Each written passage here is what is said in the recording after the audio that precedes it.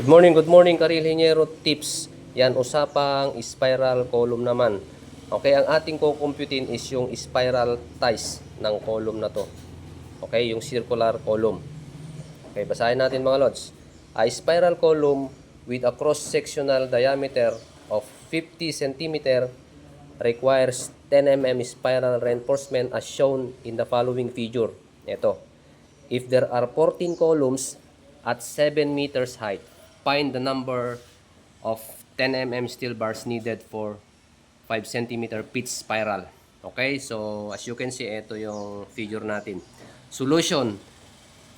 So solving the spiral reinforcement. Step number 1. Total length of 14 columns. Okay, yung height niya times yung 14.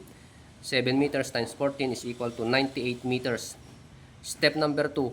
Find the numbers of 10 mm bar spiral. Refer to table 3.9.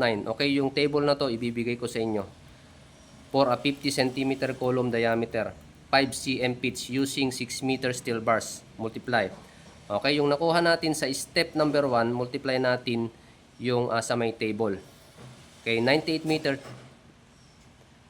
meters times 4.919 is equal to 482.1. Say 483 na 10 mm by 6 meters ang haba.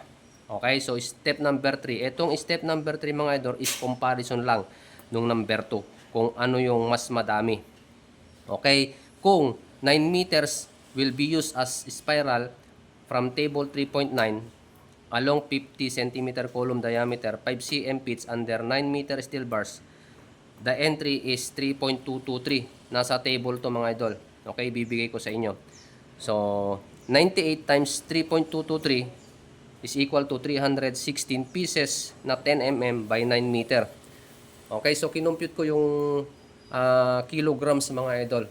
Kung ilang kilograms etong 483 na 10 mm by 6, ang na-compute ko is 1,786.72 kilograms. Samantala naman tong 10 mm by 9 meters, ang na-compute ko is 1,753.43 kilograms. Okay, so yun, mamimili na lang kayo dito. Ang difference ng dalawa mga idol is mas mataas tong 6 meters. Etong step number 2 kaysa dito sa step number 3. So kung papipiliin ko kayo, o kung ako ang pipiliin ko tong number 3. Okay? Kasi nga yung kilograms niya mas lesser siya. Mas mataas tong 6 meters. Okay, so dito naman tayo sa likod. Finding the tie wire. So find the number of vertical bars per column. So meron tayong 12 pieces per column. Refer to table 3.9.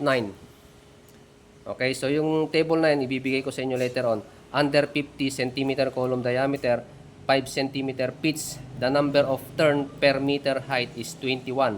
So multiply. 12 times 21 is equal to 252 ties per meter height. Step number 3. Total ties per 14 columns at 7 meter height is 252 times 7 times 14 is equal to 24,696 ties. Step number 4. Total length of the wire at 0.30 long per tie. O yung cutting list niya. Yung tie wire na panali. Yung nakuha natin sa step number 3, 24,696 times yung cut length ng tie wire na 0.30 is equal to 7,409 meters. Okay? So, step number 5, convert natin sa kilograms. Convert to kilograms. Divided by 53. Saan yung 53? Yung 53 kasi mga idol is 53 meter per kilogram nung tie wire natin na number 16. Okay? So, 7,409 divided by 53 is equal to 139.8. Say 140 kilograms.